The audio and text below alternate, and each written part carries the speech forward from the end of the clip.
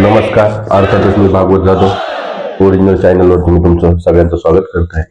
अर्थातच आज आपण बोलणार आहोत पारनेर तालुक्याच्या सारीपाटाबद्दल. पारनेर तालुक्याचा सारीपाट जेव्हा मी घेतो तेव्हा माझ्या डोळ्यासमोर काही राजकीय गोष्टी असतात, काही सामाजिक गोष्टी असतात आणि काही गोष्टी पारनेर तालुक्याच्या नवीन व्यापक गोष्टींवरती काय होऊ शकतं या गोष्टी मी नेहमी डोळ्यासमोर ठेवतो आणि तो सारीपाट तयार करत असतो. राजकीय गोष्टी जर बोलायच्या ठरल्या तर ज्या तिरंगी लढती दिसतात ते स्थानिक स्वराज्य संस्थेच्या, त्याच्यामध्ये जर दोन शिवसेना एकत्र झाल्या तर तरवर आपण बोलतोय, किंवा एक वेगळं राजकारण, कन्स्ट्रक्टिव्ह राजकारण, कारण की स्थानिक स्वराज्य संस्थेचे इलेक्शन हे जिरवाजिरवीचं राजकारण असतं. परंतु याच्या व्यतिरिक्त जर कन्स्ट्रक्टिव्ह राजकारण झालं, तू मला मदत कर, मी तुला मदत करतो, मग पक्ष कोणतेही असू, बलाबल कोणतेही असू, परंतु आमदारकीचे कॅन्डिडेट जे आहेत हे स्थानिक स्वराज्य संस्थेतून मिळणार आहे, ही वस्तुस्थिती आहे.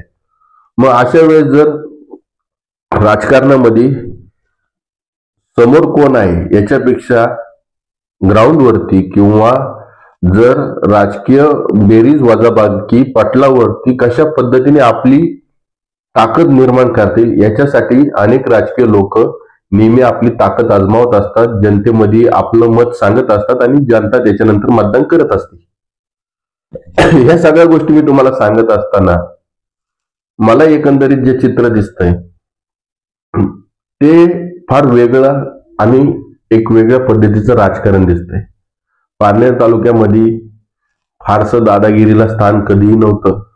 आज पारनेर तालुक्याच्या राजकारणामध्ये बाळाचा वापर फार मोठ्या प्रमाणात केला जाईल असे एक चिन्ह दिसतंय. ते कितपत योग्य आहे हे तालुका ठरवणार आहे. परंतु जर तुम्ही पारनेर तालुक्याचं आतापर्यंत राजकारण बघितलं तर हा तालुका फार कणखर आहे. ह्या तालुक्याचं राजकारण केव्हाही बाळाच्या जीवावरती झालं नाही किंवा पैशाच्या जीवावरती फार राजकारण होतं अशी स्थिती नसायची. सहकार क्षेत्र, पाण्याचा तुटवडा, त्याच्यामुळे पोटा पाण्यासाठी मुंबईला जाण्याची ओढ असणारा तालुका, त्याच वेळेस जे शिक्षणात चांगले आहेत किंवा पोलीस भरती असेल, मिलिटरी भरती असेल, याच्याकडे असणारा तरुणांचा ओढा, शिक्षकांचा तालुका, सहकार क्षेत्राचा पगडा असलेला तालुका, ही खरी पारनेर तालुक्याची ओळख. मला अनेक लोक मेसेज करतात की आज ह्या पतसंस्थेचं हे झालं, हे ते झालं. मी नेहमी सांगतो की मी कधी कोणाचं नाव घेत नाही आणि तो माझा स्वभाव नाही. कदाचित आपल्या तालुक्याच्या बातम्या एखाद्या मोठ्या टेलिव्हिजन चॅनलवरती सांगण्याची सुद्धा संधी मिळू शकते. माझा तो स्वभाव नाहीये किंवा माझं ते क्षेत्र नाही. मला आवड आहे म्हणून मी हे करतो. पारनेर तालुक्याचा सारीपाटाला तुम्ही भरभरून प्रतिसाद देता, हे तुमचं यश आहे आणि मला माझ्या तालुक्याबद्दल बोलायला मनापासून आवडतं. ही माझी वैयक्तिक भावना असते, याच्या पलीकडे काही नाही असो. परंतु आज आपण जर बघितलं तर सुजित झावरेंनी जे एकटा निघाला, आपण जे म्हणलो तर गडी एकटा निघाला, अभिमन्यू सारखं सगळ्यांनी घेरलंय. या अभिमन्यूने जेव्हा युद्धाला सुरुवात केली आणि युद्धाची तयारी करताना या अभिमन्यूची एक गोष्ट ध्यानात आली की पारनेर तालुक्यात आजही आपली ताकद प्रचंड आहे. आता ह्या अभिमन्यू बरोबर आणखीन 4-2 जे लोक आहेत तेही स्थानिक पातळीच्या राजकारणात एक आपली ताकद निर्माण करताना दिसत आहे. याही लोकांना ह्या वेळेचं राजकारण जड आहे, त्यांनाही त्यांच्या भागातून निवडून यायचं आहे. अशा वेळेस जर दोन शिवसेना एकत्र आल्या तर काय घडू शकतं किंवा अशी गोष्ट कुठं घडली आहे का याचा जर विचार केला तर अशा गोष्टी जिथं घडतात तिथं थोडंसं राजकारण वेगळं आहे. तिथं जे घडलेलं राजकारण आहे ते थोडंसं आपुलकीचं असलं तरी एक मर्यादित लेवलचं आहे, कारण की काही काही ठिकाणी भावनिकता पण महत्वाची असते आणि दोन्ही शिवसेना ज्यावेळेस वेगळ्या झाल्या त्याच्या आधी एक होती, त्यामुळे काही ठिकाणी भावनिकतेमुळे सुद्धा दोन शिवसेना एकत्र येताना दिसत आहे. ती भावनिकता पारनेर तालुक्यात दिसेल का हा खरा प्रश्न. आणि दुसरी गोष्ट, ज्या पद्धतीने सुजय विखे फ्रंट फुटला खेळत आहे पारनेर तालुक्याच्या राजकारणामध्ये, तिथं त्यांना सुजित झावरे पण हवेचे आहेत, त्यांना दातेसर सुद्धा हवेचे आहेत, त्यांना त्यांचा जो गट आहे 3 पिढ्यांपासूनचा जो त्यांच्याबरोबर कायम असतो, पक्ष कोणताही असो, ते लोकही हवेचे आहेत. त्यांना जे नवीन लोक जोडलेले आहेत किंवा जोडले गेले आहेत तेही लोक हवेचे आहेत. म्हणजे निलेश लंके सोडून पारनेर तालुक्यातील प्रत्येक व्यक्ती सुजय विखे यांच्या बरोबर दोस्ती करू शकतो. ही पारनेर तालुक्यातली खरी आजच्या नीतीची ओळख. निलेश लंकेंच्या बाबतीत बोलायचं ठरलं आजपर्यंत त्यांचं राजकारण आहे ते जनमानसांवरती आहे आणि खास करून तरुणांवरती त्यांचा एक वेगळा प्रभाव आहे. तरुणाईंचे लग्न असो, तरुणाईंचं कोणताही कार्यक्रम असो, निलेश लंके नेहमी हजर राहतात. ही निलेश लंकेंची खासियत. त्या निलेश लंकेंनी एक इतिहास घडवला. ते पारनेर तालुक्याचे आमदार झाले आणि ज्यांचा कोणी पराजय करू शकत नाही असं वाटत होतं अशांचाही त्यांनी लोकसभेला पराजय केला, ते म्हणजे सुजय विखे यांचा. अशा वेळेस निलेश लंके जे फ्रंट फुटला होते, जे पारनेर तालुक्याच्या राजकारणात एक आपली ताकद निर्माण करताना दिसत होते, त्यांना एक स्टॅटिस्टिक केली, एक वेगळ्या पद्धतीने शह देण्याचं काम सुजय विखे यांनी केलं. आता निलेश लंके यांनी वेगवेगळ्या गोष्टी सांगायला सुरुवात केलेल्या आहे. त्यातल्या त्यात त्यांच्या एका गोष्टीवर फार आपण गांभीर्याने लक्ष देऊन आहोत की जे तेव्हा खुलासा करतील, मतदानाच्या बाबतीतला त्यांचा जो काय खुलासा असेल त्याच्यावरती आपलं लक्ष आहे. आता आपण जरी असं म्हणलं की निलेश लंके एकीकडून, दाते सरांची टीम एकीकडून आणि दाते सरांना मदत करणारा एक वर्ग आहे तो, आणि त्या वर्गातून एक व्यक्ती बाहेर पडली ते म्हणजे सुजित झावरे.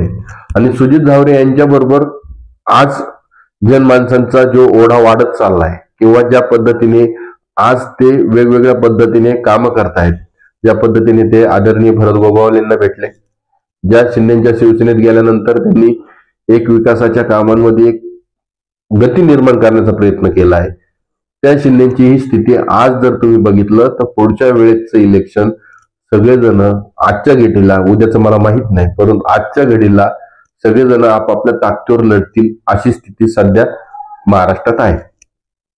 अशा वेळेस तिरंगी होईल, चौरंगी होईल, पाचरंगी होईल हे कोणी सांगू शकत नाही. मुंबईच्या इलेक्शनवरती उद्धव बाळासाहेब ठाकरेंची शिवसेना आणि राजसाहेबांचं पुढच्या राजकीय करिअरची कशी पात आहे हे ठरणार आहे. दुसरीकडं एकनाथ शिंदेच्या शिवसेनेच्या बाबतीत बोलायचं ठरलं तर शिंदे कशा पद्धतीने महाराष्ट्रात वेगवेगळ्या नेत्यांना ताकद देणार आहे आणि आपला पक्ष पुढे नेणार आहे याच्यावरती त्यांचे गणित ठरलेलं आहे.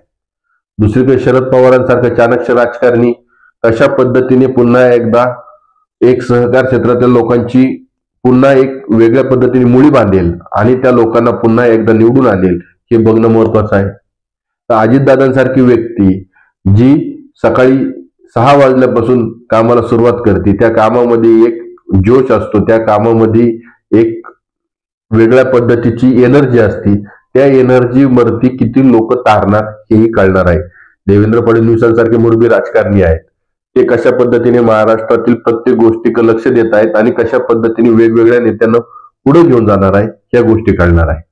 या सगळ्या गोष्टींचा इम्पॅक्ट पारनेर तालुक्याच्या राजकारणावरती होणार आहे. आता हे मी तुम्हाला स्थानिक पातळीपासून तर मुंबईच्या राजकारणापर्यंतची परिभाषा सांगण्याचं कारण म्हणजे ह्या वेळेचं इलेक्शन कोणाहीसाठी सोपं नाही, कोणाहीसाठी अवघड नाही. ह्या वेळेचं इलेक्शन प्रत्येकाला कोण आपला मित्र आणि कोण आपला शत्रू हे सर्वसामान्य जनतेला कळणार नाही, कारण की प्रत्येकाच्या बेरीज वजाबाक्या ह्या वेगवेगळ्या पद्धतीने ठरणार आहे. अनेक दिग्गज लोक आता राजकीय मैदानात उतरणार आहेत. येणाऱ्या काळात जेव्हा फॉर्म भरायची वेळ येईल त्यावेळेस तुमच्या ध्यानात येईल की अनेक लोक, दिग्गज लोक आपापली ताकद आपापल्या भागामध्ये आजमावणार आहे. अशा वेळेस सगळ्यांनी मिळून ज्या व्यक्तीला अभिमन्यू बनण्याचा प्रयत्न केला ती व्यक्ती एकला चलोच्या नाऱ्याने पुढे चालली आहे आणि त्या व्यक्तीच्या मदतीला आता कोण येणार हे खरं आता येणाऱ्या काळातलं राजकारण आपल्याला बघायला मिळणार आहे. अनेकदा अनेक लोकांचं एक सुप्त मत असतं की 2 शिवसेना एकत्र झाल्या तर जर राजकारणात फार अर्थ नसतो, परंतु जर असं झालं तर पारनेर तालुक्याचं राजकारण वेगाने बदलेल ही वस्तुस्थिती आहे. मी सुपाई MIDC ह्या भागात ज्यावेळेस मी लक्ष देताना 2 गोष्टी माझ्या डोळ्यासमोर असतात. एक म्हणजे पारनेर तालुक्याचं व्हिजन. मी निश्चितपणे पारनेर तालुक्याच्या व्हिजनवरती बोलणार आहे. काशीनाथ दाते सर विद्यमान आमदार आहे, त्यामुळं त्यांच्या डोळ्यासमोरचं पारनेर तालुक्याचं व्हिजन कसं असलं पाहिजे याच्याबद्दल आपण नंतर कधीतरी सविस्तर बोलूच. परंतु आजच्या घडीला पारनेर तालुक्यातलं सुपाई MIDC मधलं वातावरण एक वेगळ्या पद्धतीचं आहे. ते वातावरण बदलवण्याचं काम सगळ्या नेत्यांचं असतं. कधी एका नेत्यावरती बोलण्यापेक्षा सगळ्या नेत्यांनी पारनेर तालुक्यातील एक शांततेचं, संयमाचं आणि ज्या तालुक्यांनी इतिहास घडवला आहे, मी नेहमी सांगतो माझ्या तालुक्यांनी एक इतिहास नेहमी घडवलेला आहे. जो तालुका दुष्काळी भागातला आहे त्या लोकांनी एक इतिहास घडवलाय, म्हणजे बुद्धीच्या जोरावरती, मनगटाच्या बळावरती बाहेर जाऊन एक आपलं अस्तित्व निर्माण केले. आणि ते अस्तित्व निर्माण करणारा कोणता तालुका जर महाराष्ट्रात सगळ्यात जास्त पुढे असेल तो पारनेर तालुका. आजपर्यंत जुन्नर आंबेगावचे लोक ज्या पद्धतीने सांगतात की लोकांनी जमीन विकून गाड्या घेतल्या, पण आम्ही जमिनीत पिकून गाड्या घेतल्या, त्या पद्धतीने माझ्या पारनेर तालुक्याबद्दल मी नेहमी सांगतो की आमच्या तालुक्याने सहकार क्षेत्र जिवंत ठेवलं, आमच्या तालुक्याने शिक्षण क्षेत्राचा एक वेगळं व्यासपीठ निर्माण केलं, आमच्या तालुक्याने बुद्धीच्या बळावरती अनेक गोष्टी दाखवल्या ज्या कोणीही दाखवले नाही. मग IAS IPS ऑफिसर पासून तर तुम्ही पोलीस भरती, मिलिटरी भरतीपर्यंत बघा, पारनेर तालुका सगळीकडे अग्रेसिव्हली पुढे आहे. तुम्ही जर बघसाल पारनेर तालुक्याचं सहकार क्षेत्र आज मोडकळीस आलंय, त्याचे कारण वेगळे आहेत, त्याच्यावर कधीतरी सविस्तर बोलू.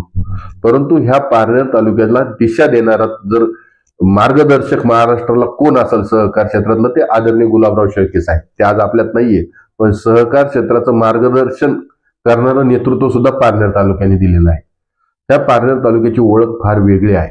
अशा तालुक्यामध्ये दादागिरीला थारा देणं किंवा दहशतीत जगणारी लोक, मी नेहमी सांगतो की दहशत करणाऱ्यापेक्षा दहशत सहन करणारे लोक नेहमी गुन्हेगार असतात.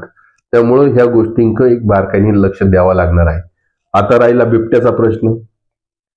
निश्चितपणे सगळ्या नेत्यांनी विचारायला पाहिजे की पिंजरे किती, आतापर्यंत बिबटे किती पकडले गेले, ते कुठं सोडले गेले, हेही प्रश्नाकडे लक्ष दिलं गेलं पाहिजे. कारण की नाही म्हणलं तरी याचा तोटा सर्वसामान्य माणसांना, रानात शेतात काम करणाऱ्या लोकांना प्रचंड मोठ्या प्रमाणात होतोय, मनस्ताप होतोय.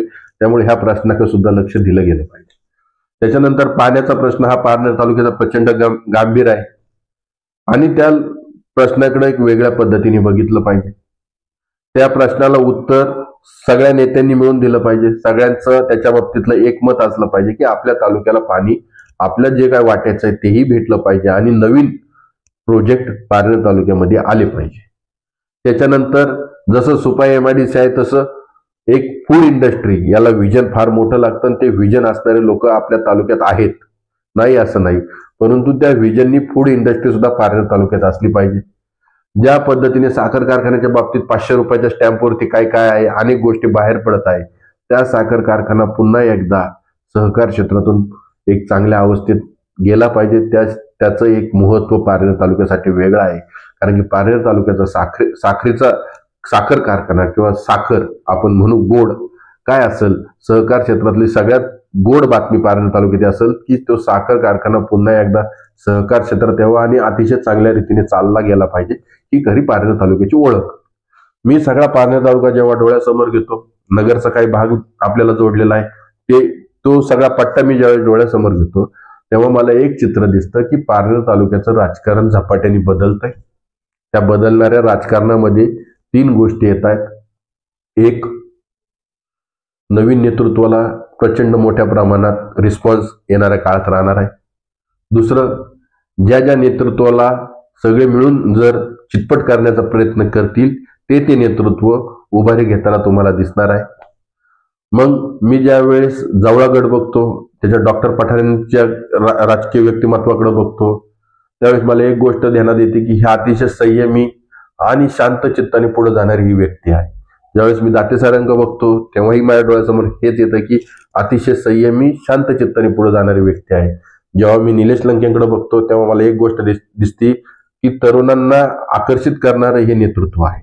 जेव्हा मी सुजित झावरे यांच्याकडे बघतो त्यावेळेस माझ्या एक गोष्ट ध्यानात येते की जे लोकांनी वसंतराव झावरे साहेबांवरती प्रेम केलं आहे, त्या लोकांना त्यांच्याकडून फार मोठ्या अपेक्षा आहे आणि त्या अपेक्षांचं ओझं आता ते पेलवताना दिसत आहे. आणि एक प्रकारे त्यांचाही नेतृत्वामध्ये एक गुण सगळ्यांनी बघितला असेल, तो म्हणजे आता त्यांच्यातही संयमीपणा वाढत चाललेला आहे आणि त्याच वेळेस शांत आणि तितकंच ॲग्रेसिव्हली एक राजकारण करताना, समाजकार्य करताना, सहकार क्षेत्राचं किंवा असं आपण म्हणू शकतो की सरकारी अधिकाऱ्यांकडून काम करून घेण्याची हातोटी त्यांची अतिशय चांगली आहे. हे सगळ्यांच्या प्रत्येकाच्या वेगवेगळ्या बाजू आहे. आता ह्या सगळ्यांच्या बाजू ज्यावेळेस मी तुम्हाला सांगत असतो तेव्हा मी पारनेर तालुक्याकडे बघताना एक गोष्ट सांगतो की पारनेर तालुक्यातला माणूस हा कणखर आहे, एक विचाराची त्यांच्याकडे धार आहे. ह्या तालुक्याने प्रत्येक नेत्याला एक वेगवेगळ्या पद्धतीने संधी दिलेली आहे. मग बाळासाहेब ठाकरेंची शिवसेना असेल, शरद पवारांची राष्ट्रवादी असेल, अजितदादांची राष्ट्रवादी असेल किंवा आज भारतीय जनता पक्ष असेल, कम्युनिस्टांचा पक्ष असेल, प्रत्येक व्यक्तीला पारनेर तालुक्याने संधी दिली. कारण की पारनेर तालुक्यामध्ये संधीचं सोनं करणारी लोक आहे आणि लोक वेगवेगळ्या लोकांना वेगवेगळ्या टप्प्यावरती संधीही देतात. ही पारनेर तालुक्याची खासियत. पारनेर तालुका हा कधीही 2 गटांमध्ये, 3 गटांमध्ये, 4 गटांमध्ये विभागलेला नसतो. पारनेर तालुका नेहमी जो राजकीय व्यक्ती पारनेर तालुक्याचं हिताचं काम करतो असं त्याला वाटतं, त्याच्या पाठीमागे उभा राहतो. ही पारनेर तालुक्याची खरी ताकद किंवा खासियत. आता हे मी तुम्हाला सांगत असताना मी व्हिजन ऑफ पारनेरच्याही अनेक गोष्टी तुम्हाला सांगितल्या, पण व्हिजन ऑफ पारनेर हा फार मोठा टप्पा आहे. ते करत असताना अनेक गोष्टी डोळ्यासमोर ठेवून करायच्या आहेत, त्यामुळे त्याला थोडा टाइम लागेल. परंतु पारनेरचं व्हिजन निश्चितपणे मी सांगण्याचा प्रयत्न करणार आहे. परंतु आजच्या सारीपाटामध्ये मला जे सांगायचं होतं ते मी अतिशय वेगळ्या पद्धतीने सांगण्याचा तुम्हाला प्रयत्न केला आहे. जर माझा चॅनल तुम्हाला आवडत असेल तर लाईक करा, शेअर करा, सबस्क्राईब करा. तुर्तास